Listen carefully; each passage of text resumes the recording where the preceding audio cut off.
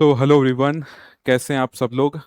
तो ये वीडियो मैं इस मकसद से बना रहा हूँ कि जो भी हमारे एस्पिरेंट एपी एसएसबी को टारगेट कर रहे हैं और 2026 में एक गवर्नमेंट जॉब सिक्योर करने के लिए ट्राई कर रहे हैं, तो आपका पहला स्टेप हो चुका है कि एपी एसएसबी ने एग्ज़ाम कैलेंडर रिलीज कर दिया है। तो मैं इसके बारे में आपको डिटेल दूंगा, साथ ही साथ पूरी एक जर्नी बताऊंगा कि एक सिलेक्टेड स्टूडेंट का एपी एसएसबी को सिक्योर करने का क्या रास्ता होता है, कैसे कैसे आपको तैयारी करनी है, किन किन चीज़ों को फॉलो करना है और किन किन चीज़ों को अवॉइड करना है।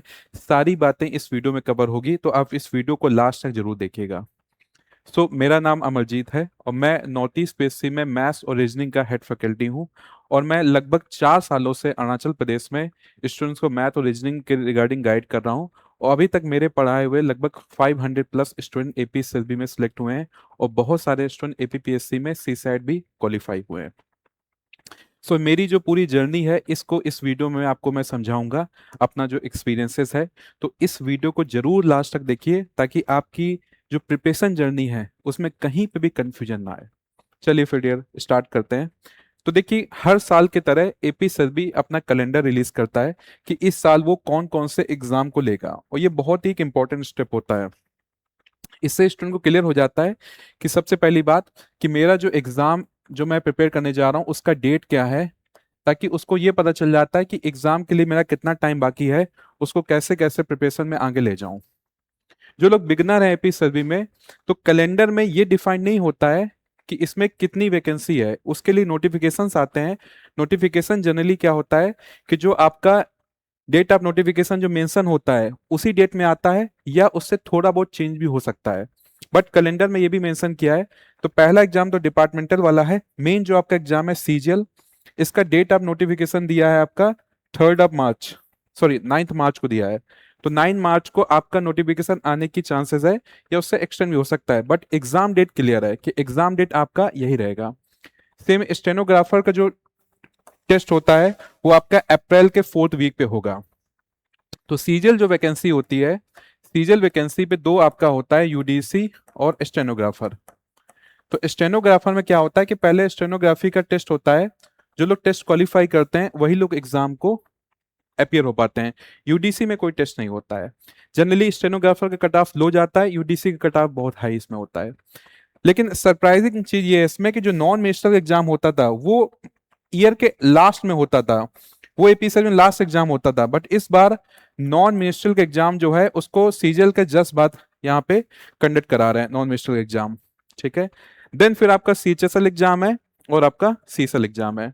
तो मेनली जो आप लोग के एग्जाम है सीजीएल, सीएचएसएल, सीएसएल एंड आपका नॉन मिनिस्ट्रियल, ये मेन एग्जाम है। इन्हीं में से आप अपना प्रिपरेशन को स्टार्ट करेंगे। अब दूसरी बात आती है कि सर इसका सिलेबस कैसे पता चले। तो देखिए, सिलेबस आप लोग का जो ये कमेंट पे एक लिंक है उसको आप लिंक से व्हाट्सएप ग्रुप को ज्वाइन कर लीजिए। वहां पे हम लोग आपको सिलेबस दे देंगे। सिलेबस जो होता है इन सारे एग्जाम का सेम होता है। एपीएसएलबी ने एक कॉमन सिलेबस रखा है जिसमें आपका मैथ्स होगा, जीके होगा, इंग्लिश होगा और रीजनिंग होगा। आपका जो पेपर होगा 100 क्वेश्चंस का होगा, हर एक क्वेश्चन के 2 मार्क्स हैं, तो आपका 200 मार्क्स का पेपर होगा। आपका 2 आवर्स का टाइम लिमिट रहेगा, इसमें 2 आवर्स में आपको पेपर को अटेम्प्ट करना है। ठीक है। कट ऑफ जनरली जो हो रहा है इस समय, कंपटीशन जैसे जैसे आगे बढ़ता जा रहा है, कट ऑफ आपका 80% टू 90% के बीच में कट ऑफ लाई कर रहा है। इसीलिए आप पहले से जितना प्रिपरेशन कर लीजिए और जितना अपने आप को स्ट्रॉन्ग कर लेंगे, तभी आपको इस एग्जाम को देने में बेनिफिट होगा और तभी आप सिलेक्शन को सिक्योर कर पाएंगे। तो जनरली होता क्या है, जो लोग स्टूडेंट प्रिपेयर करते हैं वो सबसे गलत चीज ये उसमें फंस जाते हैं कि वो बहुत सेंट्रल एग्जाम के क्वेश्चंस या इंटरनेट के क्वेश्चन पे बहुत रिलाई करने लगते हैं, बट एपीएसएसबी के पैटर्न के अकॉर्डिंग तैयारी नहीं करते हैं। अब इससे होता क्या है कि देखिए, हर एक एग्जाम के स्टाइल ऑफ क्वेश्चन अलग होते हैं। अगर आप टफ, किसी एग्जाम में बहुत टफ क्वेश्चंस आते हैं तो इट मीन्स उसका कट ऑफ फिर डाउन होगा, और कहीं पे अगर बहुत इजी टू मॉडरेट क्वेश्चन आते हैं तो कट ऑफ उसका हाई होगा। तो अगर इजी टू मॉडरेट वाला पेपर है तो वहां पे आपकी स्पीड बहुत इंपॉर्टेंट है, स्पीड बहुत ज्यादा इंपॉर्टेंट है कि आप टाइम लिमिट पे पेपर अटेम्प्ट कर पाएं। और कहीं एग्जाम ऐसा है जहां पे बहुत टफ क्वेश्चंस आते हैं, तो वहां पे ये इंपॉर्टेंट है कि आपका नॉलेज जो है और ज्यादा होना चाहिए। तो जनरली स्टूडेंट इसी चीज में फंस जाता है कि इंटरनेट पे क्वेश्चंस या यूट्यूब पे इधर उधर के वीडियोस में फंस के कि वो जो राइट स्ट्रेटजी है उससे भटक जाता है। तो उसका नॉलेज बढ़ता जा रहा है, लेकिन उसकी जो स्टाइल ऑफ क्वेश्चन एपीएसएसबी का है उसका प्रिपेयर करने का इतना उसने टाइम नहीं दिया। तो इसीलिए क्या होता है कि उसके एग्जाम में सिली मिस्टेक्स बहुत हो जाते हैं, या with in time limit paper नहीं अटेम्प्ट हो पाता है, जबकि बाकी जो क्वेश्चन छूटे हैं वो उससे बन सकते हैं, लेकिन टाइम लिमिट पे नहीं हो पा रहा है। इसीलिए एग्जाम को निकालने का जो सबसे सटीक तरीका ये होता है कि एक स्ट्रेटेजी बोली जाती है कि आपको ऐसे चलना पड़ेगा। जो भी बड़े बड़े क्रिकेटर्स हैं, बड़े बिजनेसमैन हैं या बड़े आर्टिस्ट हैं, उनका अप्रोच क्या होता है कि बहुत फोकस होते हैं अपने काम पे। सेम आपको भी भटकना नहीं है कि इंटरनेट पे कहीं पे भी आप किसी भी एग्जाम की प्रिपरेशन को इससे आप अलाइन कर दोगे, आप सोचेंगे भी एपीएसएस भी निकल जाए। ऐसा नहीं है। इस एग्जाम में भी धीरे धीरे कंपटीशन बढ़ता जा रहा है, कटा बहुत हाई हो रहा है और ज्यादा से ज्यादा एप्लीकेंट एग्जाम दे रहे हैं। तो आपको राइट अप्रोच और फोकस होके एपीएसएस भी ही टारगेट करना पड़ेगा, तभी एग्जाम निकालने के चांसेस है। तो जनरली मैंने 4 सालों में क्या किया है, मैंने इन्हीं चीजों में फोकस किया है कि मैं स्टूडेंट को, जो ऐसे स्टूडेंट भी हमारे साथ आते हैं जुड़ते हैं कि जो एकदम बेसिक से चीजें स्टार्ट कर रहे थे, कि भाई उनका मैथ एकदम बिगनर से स्टार्ट हुआ और जाते जाते वो पूरे पैन अरुणाचल का जो एग्जाम है टॉप 10 रैंक भी लेके आए हैं। ये चीज तभी हो पाया है जब उन्होंने फोकस होकर तैयारी किया है। तो फोकस होकर तैयारी कैसे करना है, तो सबसे पहले आपको ये ध्यान देना है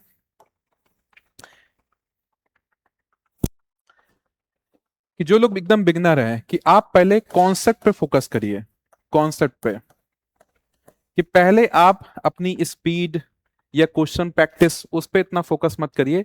पहले आप फोकस करिए कि आप 2 मंथ्स में अपने सिलेबस को कंप्लीट करिए। कहीं से भी आप सिलेबस कंप्लीट कर रहे हैं, आप नॉर्थ ईस्ट पीएससी में पढ़ रहे हैं या आप किसी अदर कोचिंग के स्टूडेंट हैं या आप सेल्फ स्टडी कर रहे हैं, आप टारगेट करिए कि 2 मंथ्स के अंदर पूरा सिलेबस कंप्लीट करिए, पूरे कॉन्सेप्ट आपके मजबूत हो जाए।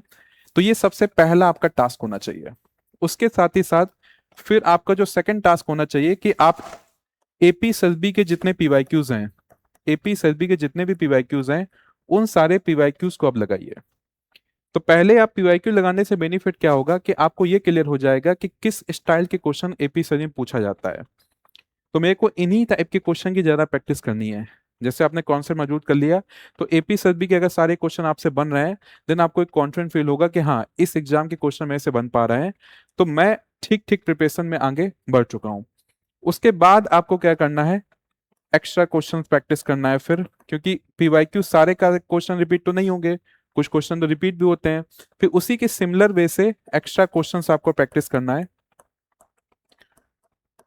टॉपिक वाइज, कि भाई जैसे इसमें क्वेश्चन पूछे जा रहे हैं उसी हिसाब से आप इन एक्स्ट्रा क्वेश्चन को प्रैक्टिस करेंगे। अब यहीं पे स्टूडेंट क्या होता है कि स्टूडेंट मान लीजिए एसएससी के क्वेश्चन लगा रहा है, बैंक के क्वेश्चन लगा रहा है, अब उसने सिलेबस कंप्लीट किया, एपी एसएसबी का पीवाईक्यू लगाया, या किसी ने स्किप कर दिया सीधे एसएससी बैंक के क्वेश्चन लगा रहा है, तो उसका कॉन्फिडेंस लूज हो जाता है कि मैं तो इतने मार्क्स गेन ही नहीं कर पा रहा हूँ, जबकि उसको उन क्वेश्चन लगाने की जरूरत भी नहीं है।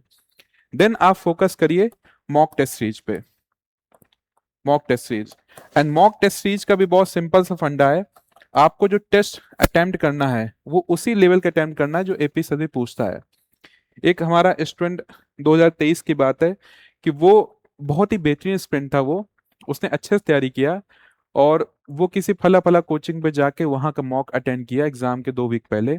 एंड वो बहुत ज्यादा नर्वस हो गया कि सर मेरे से तो 50% में मार्क्स नहीं बन रहा है, मैं तो निकाल ही नहीं पाऊंगा। जब मैंने उस टेस्ट को एनालाइज किया तो मैंने नोटिस किया कि वो मॉक टेस्ट आपके मान लीजिए किसी दूसरे एग्जाम के थे, कि पूरे पूरे बैंक के ही क्वेश्चंस थे। तो अगर इस टाइप के अगर आप बैंक के किसी क्वेश्चन को लगा रहे हैं एग्जाम के 2 वीक पहले, तो कॉन्फिडेंस बिल्कुल टूटेगा, क्योंकि आपने तैयारी किस एग्जाम की किया है, एपीएसएसबी की। पीवाईक्यू आपने लगाया या नहीं लगाया, फिर आप मॉक अगर किसी अदर स्टेट के या बैंक के एग्जाम के लगा रहे हैं, तो आपका कहीं ना कहीं एग्जाम के 2 वीक पहले 3 वीक पहले कॉन्फिडेंस टूट जाएगा। इसीलिए नॉर्थ ईस्ट पीएससी जो मॉक टेस्ट सीरीज रेडी करवाता है टीचर से, या मैं या मेरी पूरी टीम रेडी करती है, हम लोग पूरा इस पे ध्यान देते हैं कि वो टेस्ट आपका जो एपी एसएसबी का लेवल है उसी लेवल का होना चाहिए। तो सबसे पहले आपने कॉन्सेप्ट मजबूत किया, आपने पीवाईक्यू अटेम्प्ट किया, आपने क्वेश्चन प्रैक्टिस किया, आपने टेस्ट सीरीज अटेम्प्ट किया, देन आप एलिजिबल होंगे कि आप सही से एग्जाम में परफॉर्म कर सकते हैं। और एग्जाम का जो लास्ट वीक है, जब आपका लास्ट वीक आएगा, मेक श्योर करिए कि यहां से अपनी प्रिपरेशन जर्नी पे शॉर्ट नोट्स बनाते रहिए। क्योंकि लास्ट वीक में आपको कोई पढ़ाई नहीं करनी है, जो आपने शॉर्ट नोट्स बनाया है उन्हीं को रिवाइज करना है केवल। क्योंकि आप कुछ एक्स्ट्रा क्वेश्चन लगाएंगे, बन गया अच्छी बात है, कुछ नहीं बनेगा तो आपका कॉन्फिडेंस लूज होता जाएगा। तो इस बेटर कि आप जितना पढ़ लिया एक वीक पहले सब समेट दीजिए, एक वीक तक केवल आपके जो शॉर्ट नोट्स है उन्हीं को बस रिवाइज करिए। सो इस जर्नी के साथ अगर आप आगे बढ़ेंगे तो स्ट्रॉन्ग चांसेस है कि आप कॉन्फिडेंस के साथ अपनी पूरी जर्नी को एंजॉय करेंगे, एंड देन कॉन्फिडेंस के साथ आप एग्जाम हॉल पे बैठेंगे, कॉन्फिडेंस से पेपर अटेम्प्ट करेंगे, एंड देन एक कट ऑफ निकलने के स्ट्रॉन्ग चांसेस हैं। सो नॉर्थ ईस्ट पीएससी के सिलेक्शन का रीजन क्या है? हम इसी स्ट्रेटेजी के साथ अपने कोर्सेज को करते हैं। हम ही मानते हैं कि भाई केवल सिलेबस कंप्लीट कर देना ये केवल आपका कोचिंग नहीं होता है। कोचिंग मतलब क्या होता है कि स्टूडेंट का टिल सिलेक्शन, फाइनल सिलेक्शन तक जो जो रिक्वायरमेंट है वो सारी चीज उसको मिले। इसलिए नॉर्थ ईस्ट पीएससी के कोई भी कोर्सेज ऑफलाइन या ऑनलाइन में क्या होता है कि सबसे पहले आपको क्लास में प्रॉपरली कॉन्सेप्ट सिखाया जाता है, और साथ ही साथ आपको बैकअप रिकॉर्डेड लेक्चर भी मिलता है। तो इस बैकअप रिकॉर्डेड लेक्चर से क्या है कि मान लो कभी कोई स्टूडेंट क्लास मिस कर दिया, या कोई स्टूडेंट हमारा वीक है वो एक बार नहीं समझ पा रहा है, तो बैकअप रिकॉर्डेड लेक्चर से एक बार फिर समझ सकता है। और ये रिकॉर्डेड लेक्चर आपके पास 8 मंथ तक वैलिडिटी है, इसको आप कितनी बार भी एक्सेस कर सकते हैं। और साथ ही साथ आपको टॉपिक वाइज हम लोग होमवर्क रेडी कर रहे हैं मैथ और रीजनिंग में, कि आपको साथ ही साथ क्वेश्चन प्रैक्टिस होता जाए ताकि आपके कॉन्सेप्ट और मजबूत हों। और जब ये पहला पिलर कंप्लीट होता है, देन हम पीवाईक्यू आपका टॉपिक वाइज पीवाईक्यू आप लोगों को कराते हैं, कि नंबर सिस्टम का अलग, फ्रैक्शन का अलग, पावर एक्सपोनेंट अलग, एसएमएस अलग, सेम ऐसे रीजनिंग में टॉपिक वाइज आपका पीवाईक्यू प्रैक्टिस होगा, देन एक्स्ट्रा क्वेश्चन प्रैक्टिस होगा, एंड फाइनली सबसे इंपॉर्टेंट आपका फिर मॉक टेस्ट सीरीज होगा।